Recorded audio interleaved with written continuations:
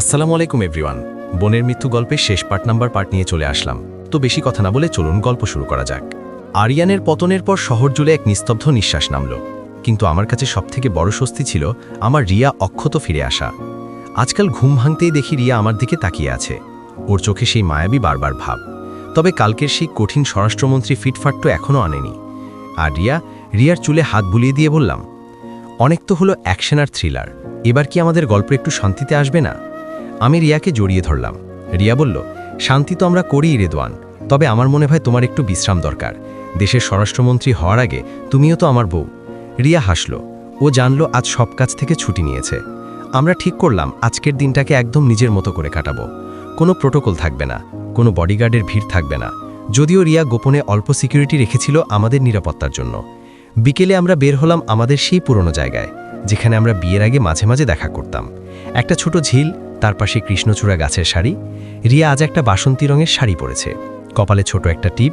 ওকে দেখলেই মনে হচ্ছে না ও পুরো দেশের আইন শৃঙ্খলা হর্তাকর্তা। দুজন ঝিলের পাশে ঘাসের উপর বসলাম। রিয়া আমার কাঁধে মাথা রাখল। রিয়া বলল, জানো, কাল যখন আরিয়ানের সামনে দাঁড়িয়েছিলাম তখন আমার মনে এক কোণে শুধু তোমার মুখটাই ভাসছিল। আমি ভাবছিলাম যদি আমার কিছু হয়ে যায় তবে তোমার এই অগোছালো জীবনটা কে গুছিয়ে দিবে, তোমার গল্পের শেষগুলো কে পড়ে দিবে। আমি রিয়ার হাতটা মুঠোয় নিয়ে বললাম, সেটা কখনোই হতে হয় না রিয়া। আমার কলম হয়তো শব্দ লেখে, কিন্তু আমি প্রতিটি শব্দে বেঁচে থাকি তোমার নিঃশ্বাসে। তুমি ছাড়া এই রেদওয়ানের কোনো অস্তিত্ব নেই। রিয়া আমার দিকে তাকিয়ে একটু দুষ্টুমি করে বলল, আচ্ছা, আরিয়ান যখন তোমাকে হুমকি দিচ্ছিল তখন তুমি নাকি লাঠি হাতে ওকে মারতে গিয়েছিলে? পুলিশ অফিসাররা তো হাসাহাসি করছিল যে স্যারের জামাই তো দেখি দুর্ধর্ষ। আমি একটু লজ্জা পেয়ে বললাম, আরে ওইটা তো পরিস্থিতির চাপে। ভালোবাসার মানুষকে বাঁচাতে গেলে মানুষ তো কত কিছুই করে, আমি না হয় একটু বেশিই করে ফেলেছি। রিয়া খিলখিল করে হেসে উঠল। এই হাসিটা শোনার জন্যই আমি শতবার মরতে পারি। ও হাসতে হাসতে বলল, I love you my hero, তুমি আছো বলেই আমি আছি, নির্ভয়ে দেশ চালাতে পারি। সন্ধ্যার অন্ধকার যখন ঘনিয়ে এলো আমরা বাড়ির দিকে ফিরতে শুরু করলাম। হঠাৎ রিয়া মাঝপথে গাড়ি থামিয়ে বলল, সামনে একটা আইসক্রিমের দোকান। গিয়ে বাচ্চাদের মতো বায়না ধরল আইসক্রিম খাবে বলে। আমি অবাক হয়ে তাকালাম। আমি বললাম, মাননীয় স্বরাষ্ট্রমন্ত্রী, রাস্তায় দাঁড়িয়ে আইসক্রিম খাওয়াটা কি ঠিক হবে? লোকে দেখলে কি ভাববে? রিয়া আমার হাত টেনে বলল, লোকে ভাববে একজন স্বামী তার আদরের বউকে আইসক্রিম খাওয়াচ্ছে। এখানে কোনো মন্ত্রী নেই, এখানে শুধু রিয়া আছে। আমরা রাস্তার পাশে দাঁড়িয়ে আইসক্রিম খেলাম। কত সাধারণ একটা মুহূর্ত, কিন্তু এর আনন্দ কোটি টাকার চেয়েও বেশি। বাসায় ফেরার পর আম্মু আমাদের হাসি মুখ দেখে খুব খুশি হলেন। মাহিয়ার তোবাতো বাড়ি ঘিরে গল্প করার জন্য প্রস্তুত। রাতে যখন আমরা ছাদে গেলাম আকাশের চাঁদটা আজ অন্য দিনের চেয়েও বেশি উজ্জ্বল মনে হচ্ছিল। রিয়া আমার বুকে মুখ লুকিয়ে বলল, রেদওয়ান, আমাদের এই গল্পটা যেন কোনোদিনই শেষ না হয়। আমার দেখা জীবনটা যেন সারা জীবন সার্থক থাকে। আমি রিয়াকে আরও শক্ত করে জড়িয়ে ধরলাম। কান পেতেও হৃদস্পন্দন শুনছিলাম। মনে মনে বললাম, আরিয়ান আসে আমাদের পরীক্ষা নিতে, আর সেই পরীক্ষায় পাশ করে আমাদের ভালোবাসা হয়ে ওঠে হিমালয়ের মতো অটল। এক স্বরাষ্ট্রমন্ত্রীর কাঠিন্য আর এক পাগল রাইটারের আবেগের মিশেলে আজ এক সার্থক প্রেমের উপাখ্যান তৈরি হলো। আরিয়ানের সেই ঝড়ের পর আমাদের জীবনে এখন বসন্তের বাতাস বইছে। রিয়া তার স্বরাষ্ট্র মন্ত্রণালয়ের সব কাজ সামলে এখন আগের চেয়েও বেশি ঘরোয়া হয়ে উঠেছে। তবে বাড়িতে আজ সকাল থেকে এক রহস্যময় পরিবেশ। রিয়া কেমন জানি হাসিমুখ, আবার মাঝে মাঝে খুব গম্ভীর হয়ে যাচ্ছে। সকালে টেবিলে নাস্তা খাওয়ার সময় দেখি আম্মু রিয়ার জন্য আলাদা করে দুধ আর ফল কেটে রেখেছেন। আম্মু তো এমনি রিয়াকে অনেক ভালোবাসেন, কিন্তু আজকের খাতিরটা যেন একটু বেশিই মনে হচ্ছে। আমি রিয়ার কানের কাছে মুখ নিয়ে বললাম, কি ব্যাপার শোনাবো? আম্মু কি আজ তোমার জন্য বিশেষ কোনো খুশির খবর পেয়েছে, নাকি আমাকে ছাড়া তোমার মা মেয়েতে কি গোপনে পরামর্শ করছো? রিয়া শুধু একটা রহস্যময় হাসি দিয়ে বলল, সবুর করো, সব শুনতে পাবে। নাস্তা শেষ হতেই আম্মু আমাদের সবাইকে ড্রয়িং রুমে ডাকলেন, এমনকি মাহিকেও ওপাশ থেকে টেনে আনলেন। রিয়া বলল, রেদওয়ান, একটা কথা শোনো, আমি সারা জীবন থানার চোর ডাকাত ধরেছি, মানুষের নিরাপত্তা দিয়েছি, কিন্তু এখন আমার হাতে আর সেই লাঠি নেই। আমার হাতটা এখন খালি খালি লাগে। আমি একটু ঘাবড়ে গিয়ে বললাম, কেন আম্মু, কি হয়েছে? তোমার কি কোনো কিছুর অভাব আছে? আম্মু এবার হেসে দিয়ে রিয়ার মাথায় হাত রাখলেন। আম্মুর চোখ তখন আনন্দের জলে চিকচিক করছে। তিনি বললেন, অভাব তো ছিলই রে গাধা, তোর এই ঘরে লাঠি ধরার মতো একজন উত্তরসূরির দরকার ছিল। আজ রিয়া আমাকে সেই সুখবর দিয়েছে, আমি দাদি হতে চলেছি, আমার নাতি আসছে। কথাটা শোনার পর আমি কয়েক সেকেন্ডের জন্য স্তব্ধ হয়ে গেলাম। মনে হলো পৃথিবী যেন থমকে গেছে। রিয়া আমার দিকে তাকিয়ে লাজুক হাসছে। আমি অস্পষ্ট স্বরে বললাম, রিয়া, তুমি সত্যি বলছো? রিয়া মাথা নেড়ে সাই দিলে আমি ওকে জড়িয়ে ধরতে গেলাম, কিন্তু আম্মু মাঝখানে এসে বাধা দিলেন। ওসি স্টাইলে বললেন, সাবধান রেদওয়ান, এখন থেকে রিয়ার প্রতিটা কদম মেপে মেপে। ও দেশের স্বরাষ্ট্রমন্ত্রী হতে পারে, কিন্তু ও এখন আমার অনাগত নাতির মা। কোনো পাগলামি চলবে না। মাহি পাশে দাঁড়িয়ে খুশিতে লাফাচ্ছে। ও দৌড়ে এসে রিয়াকে জড়িয়ে ধরল। মাহি বলল, ইস, আমি যে অবশেষে ফুফু হচ্ছি। ভাবি, তোমার ছেলে বা মেয়ে যাই হোক, আমি কিন্তু ওকে আমার মতো স্মার্ট বানাবো, তোমার মতো স্বরাষ্ট্রমন্ত্রী বানাবো না, আর আমার ভাইয়ের মতো পুলিশ অফিসার বানাবো না। তোবাই বা বাদ থাকবে কেন?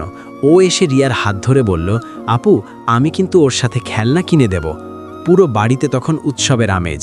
আম্মু খুশিতে মিষ্টির প্যাকেট বের করলেন। তিনি বরাবর বলেছিলেন, আমার নাতি আসবে, সে বড় হয়ে তার বাবার মতো মানুষের মন জয় করবে আর তার মায়ের মতো অন্যায়ের বিরুদ্ধে লড়বে। বিকেলে আমি আর রিয়া আমাদের রুমের বারান্দায় বসেছিলাম। সূর্যের সোনালি আলো রিয়ার মুখে এসে পড়েছে। ওকে আজ পৃথিবীর সব থেকে সুন্দর নারী মনে হচ্ছে। আমি রিয়ার হাতটা আলতো করে ধরে ওর পেটে হাত রাখলাম। ফিস ফিস করে বললাম, শুনছো ছোট্টবাবু, তোমার বাবা হয়তো খুব সাধারণ একজন পুলিশ অফিসার, কিন্তু তোমার মা দেশের স্বরাষ্ট্রমন্ত্রী।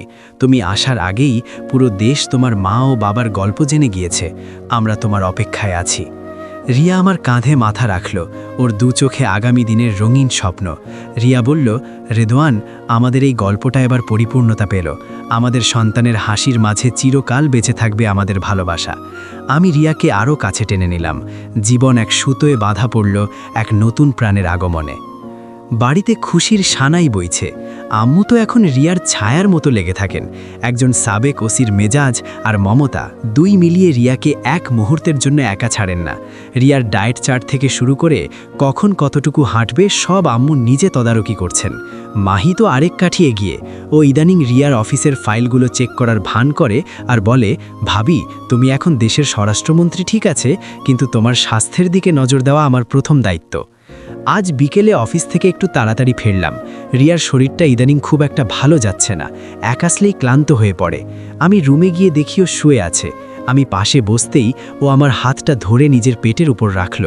রিয়া বলল, রেদওয়ান, ও না খুব কষ্ট দিচ্ছে, খুব দুষ্টু হয়েছে, সারাক্ষণ ছটপট করে, বড় হয়ে কি তোমার মতোই জেদি হবে? আমি হেসে ওর কপালে একটা চুমু খেলাম। আমি বললাম, আমার মতো হলে তো সারাক্ষণ তোমার পিছু পিছু ঘুরবে, আর তোমার মতো সাহসী হলে তো সারা দেশ শাসন করবে। তবে যাই হোক না কেন, ও যেন আমাদের ভালোবাসার সম্মান রাখতে শেখে।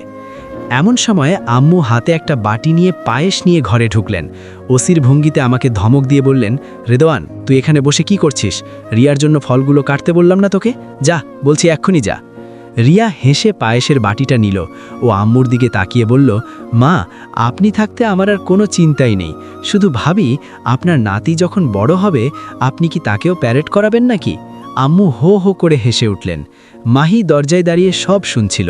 ও ভেতরে এসে বলল, মা, তুমি শুধু বীর বানাও, আর আমি ওকে আধুনিক দুনিয়ার সব স্মার্টনেস শিখিয়ে দেব।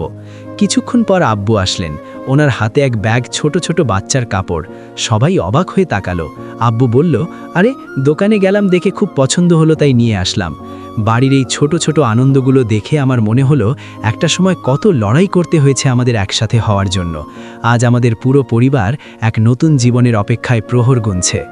রাতে রিয়া যখন আমার বুকে মাথা দিয়ে শুয়েছিল, ও ফিসফিস করে বলল, রেদওয়ান, আমি কি খুব ভালো মা হতে পারবো?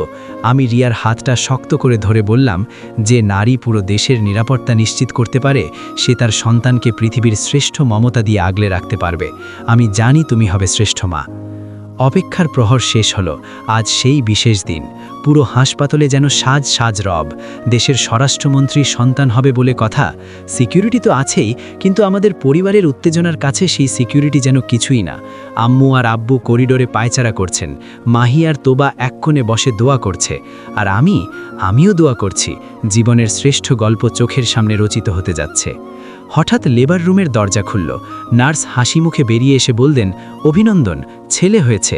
মা আর সন্তান দুজনেই সুস্থ আছেন। খবরটা শুনে আমি সেখানেই বসে পড়লাম।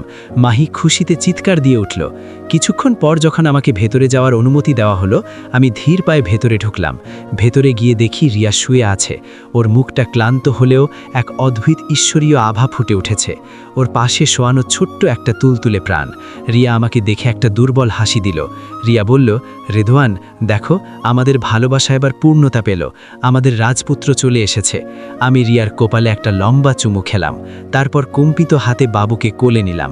এত ছোট, এত নরম, মনে হলো পুরো পৃথিবী আমার হাতের মুঠোয়। ওর চোখের দিকে তাকিয়ে আমি হারিয়ে গেলাম। এই চোখ দুটো যেন ঠিক রিয়ার মতোই সাহসী, আবার আমার মতোই মায়াবী। রিয়ার ইচ্ছে অনুযায়ী আমি বাবুর নাম রাখলাম ইভান, যার অর্থ হলো খুব ভাগ্যবান। বিকেলে যখন রিয়াকে কেবিনে শিফট করা হলো, আব্বু এসে বাবুর কানে আজান দিলেন। পুরো ঘরটা এক পবিত্র শান্তিতে ভরে গেল। রিয়া ফিসফিস করে বলল, রেদওয়ান, একসময় তুমি আমার প্রেমে পড়েছিলে, আজ আমি আমাদের ছোট্ট ইভানের প্রেমে পড়ে গেলাম। আমি রিয়ার হাতটা নিজের গালের সাথে মিশিয়ে বললাম, না রিয়া, আমাদের প্রেম অমর, আর এই ছোট্ট প্রাণটা সেই প্রেমের সাক্ষী হয়ে বেঁচে থাকবে সারা জীবন।